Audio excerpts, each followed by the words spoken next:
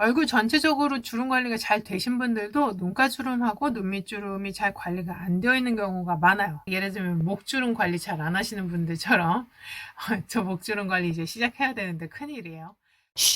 눈 주변 피부의 이 해부학적 특징 때문에 그런데요. 이 눈가랑 눈 밑 조직은 첫 번째 신체 피부 중에서 가장 얇죠. 그리고 두 번째 또 평생을 움직이고 평생 써야 돼요. 깜빡거리고 나의 의지와 상관없이 평생 움직이는 근육들이에요. 세 번째 피지 분포가 상대적으로 적은 부분이라서 쉽게 건조해질 수 있어요. 이런 이유들 때문에 눈가와 눈밑은 주름이 잘 생기고 또 동적인 움직임 때문에 생기는 첫 번째 표정주름뿐 아니라 가만히 있을 때도 이렇게 실금처럼 자글자글하게 생기는 두 번째 잔주름도 생기게 됩니다. 그러면 이 눈밑주름에 대해서 우리 한번 얘기해 볼게요. 왜 생기는지 알아야 어떤 치료 방법이 있고 어떻게 해야 올바른 방법인지 알 수 있겠죠? 자, 눈밑주름은 피부 노화로 인해서 콜라겐 감소가 생기고 그 피부의 탄력도도 그 감소 때문에 더 안 좋아지죠. 그 눈밑주름의 정의가 좀 애매하긴 한데 이게 병원마다 다르거든요. 부위별 명칭이 헷갈려서 항상 결제할 때 조금 애먹는 그 경우가 있어요. 이 피부 노화로 인한 눈 밑에 잔주름도 있는데 이 눈 밑에 눈물코랑 여기 있죠. 여기가 깊은 경우에도 눈 밑주름이 심해 보이고 또 눈 밑 지방이 돌출이 돼 있는 분들이 위아래로 또 눈밑에 주름이 심해 보이기도 하고 또 건조하고 다크서클처럼 색소 침착이 있는 경우에도 눈밑 주름이 좀 심해 보이죠. 이번 영상에서는 눈밑 주름은 피부 노화로 인한 눈밑에 실금처럼 보이는 얘네들 있죠. 얘네들에 대해서만 언급하도록 하겠습니다. 앞서 말한 다른 눈밑주름처럼 보이게 하는 원인들을 제외하면 눈밑주름은 첫 번째 눈 안쪽에 이 세로 방향의 주름, 두 번째 눈 밑쪽의 주름, 가로 또는 사선으로 되어 있을 수 있어요. 그 다음에 세 번째가 눈가 주름이에요. 여기 연결되는 부위, 이렇게 세 가지로 나눌 수 있습니다. 다음으로는 눈가 주름에 대해서 알아볼게요. 눈가주름은 요 끝에 이렇게 생기는 모양에 따라서 까마귀 밝았다고 해서 까마귀 주름 이렇게도 얘기를 하는데요. 이 눈 주변에 눈 둘레근이라고 이렇게 있죠. 그래서 요거 때문에 생기기도 하고 사람의 모양이 좀 각기 다르죠. 다 근육을 쓰는 움직임이 다르기 때문에 그래서 한 줄로 길게 연결된 부분들도 있고 또 위쪽으로 이렇게 뻗는 형태, 아래쪽으로 뻗는 형태, 위아래로 다 같이 이렇게 뻗는 형태 등 되게 다양합니다. 눈가주름은 어느 정도 있는 게 사람이 웃는 인상도 주고 또 너그러워 보이는 인상을 가지게 하기 때문에 너무 과하게 규정하지 않는 게 추세였어요. 하지만 인상은 조금 떨어지더라도 어려워 보이는 게 낫지 인상은 좋은데 할머니 할아버지 같은 거는 별로잖아요. 그래서 눈가와 눈밑주름을 꽉 잡아야 되는데요. 이 세 가지 이유 때문에 잔주름이 잘 생기는 부위예요. 잘 웃어서 생긴 표정주름, 그러니까 즉 이 눈의 둘레근이 수축해서 생기는 주름은 아까 말씀드린 것처럼 온화한 인상을 주는데 도움이 되지만 이 잔주름은 최대한 예방하는 게 좋겠죠. 이 얼굴에 주름 한번 생기면 그걸로 끝이에요. 아무리 좋은 피부 부스터를 갖다가 여기다가 막 부어 발라도 안 됩니다. 여기서 핵심 포인트가 있어요. 첫 번째 보습, 두 번째는 자외선 차단. 첫 번째 보습을 살펴보면 얼굴 중에 특정 부위만 보습이 더 잘해주세요. 이런 거 있죠. 그게 뭐죠? 그렇죠. 아이크림이에요. 얼굴의 다른 부위에 비해서 피지가 발달되어 있지 않기 때문에 스스로 기름칠을 알아서 자기가 생산하지는 않잖아요. 그래서 우리가 인위적으로 막 발라줘야 됩니다. 아이크림을 올바르게 바르기 위해서는 살짝 이렇게 탭탭탭 두들겨주는 게 좋은데 피아노 치듯이 손가락으로 혈관 흐름과 림프관 흐름을 원활하게도 도와주고 또 이 아이크림의 흡수 자체를 증가시킬 수도 있지만 자꾸 문지르거나 이렇게 여기다 자극을 주면 이게 흡수시키기보다도 거의 내 손에 다 그 비싼 아이크림이 다 묻어나거나 아니면 이 피부를 자꾸 자극을 해서 피부가 더 노화가 가속화되는 결과를 가지고 올 수도 있겠죠. 그리고 그 아이크림이 꼭 아이크림일 필요는 없어요. 왜 우리 한동안 그 바세린 바르는 거 막 되게 유행했었잖아요. 바세린이든 뭐든 이렇게 좀 기름기 많은 거. 이 잘 날아가지 않은 애들, 이런 애들을 눈가에 수시로 발라주세요. 일단은 얘네가 건조해서 자기들끼리 이렇게 종이 구겨진 것 마냥 구겨져 버리면 끝이거든요. 근데 여기다 계속 기름을 발라놓으면 어떻겠어요? 기름 종에 생각해 보시면 자기들이 구겨지는 게 좀 한계도 있고, 여기가 기름기가 있어서 미끄덩거리면 마찰도 좀 덜하겠죠. 그 다음 두 번째는 자외선 크림이에요.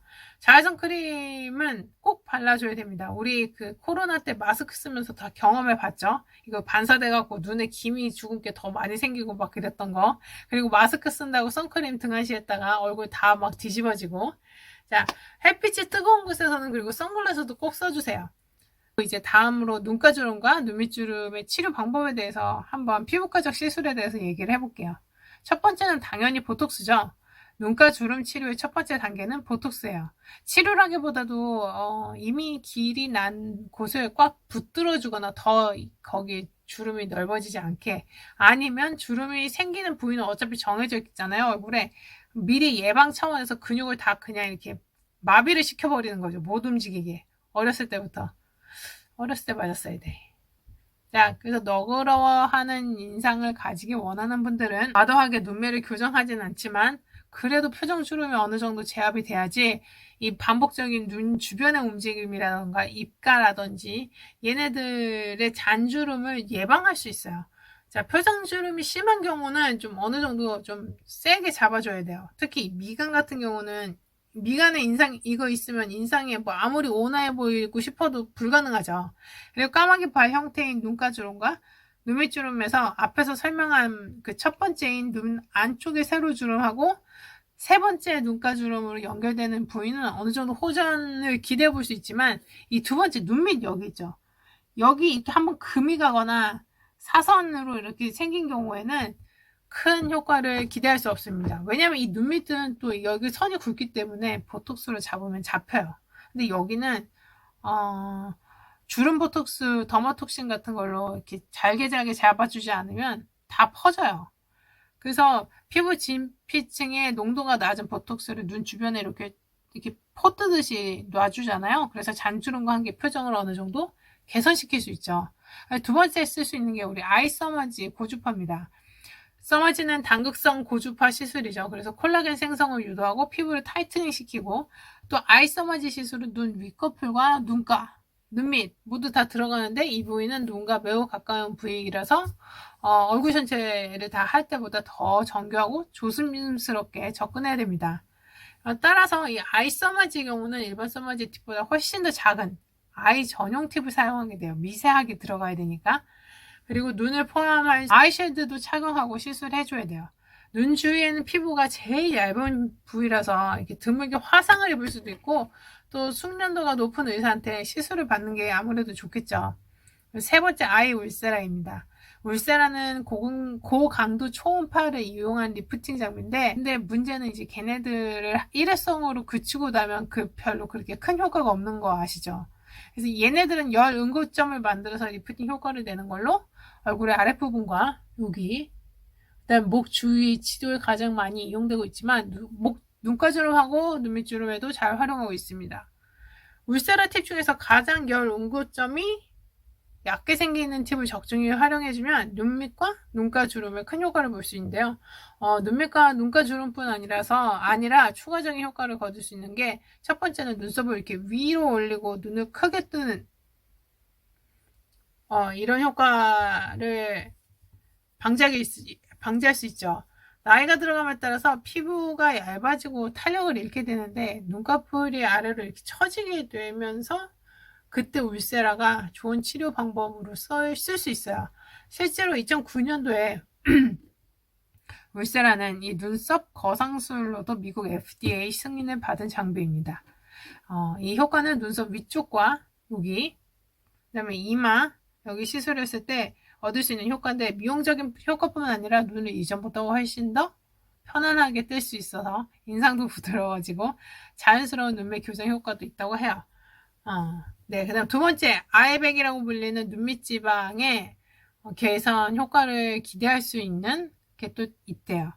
눈밑 지방은 이게 노화에 의해서 주름도 잘 생기지만 또 여기 눈밑 아래 지방을 둘러싼 막이 막 이렇게 늘어지게 됩니다.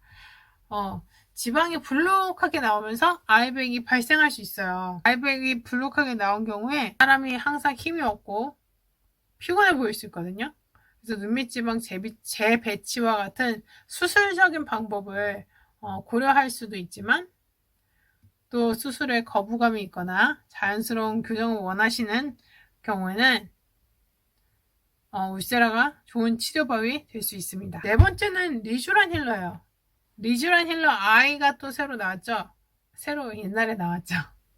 리쥬란 힐러는 연화의 정소에서 추출한 DNA 조각으로 이루어진 건데요. 인체적 합성이 높다고 알려져 있고, 또 열에 매우 안정적이고 이물 반응을 나타내지 않고, 또 그런 되게 좋은 물질로 알려져 있습니다. 근데 이 중에서 눈가주름이나 눈밑용 주름에 나온 리쥬란 힐러 I의 경우에는 잘 펴지지 않아서 눈을 이렇게 밑쪽으로 뭉침없이 안전하게 시술할 수 있어서 눈밑 잔주름과 피부톤, 피부결 개선을 위해 많이 사용되고 있습니다. 지금까지 눈밑주름과 눈가주름이 무엇이고 집에서 할 수 있는 예방법, 병원에서 할 수 있는 치료법에 대해서 알아봤어요. 오늘 영상이 도움이 되셨기를 바라며 구독, 좋아요, 알람 설정 부탁드릴게요. 감사합니다.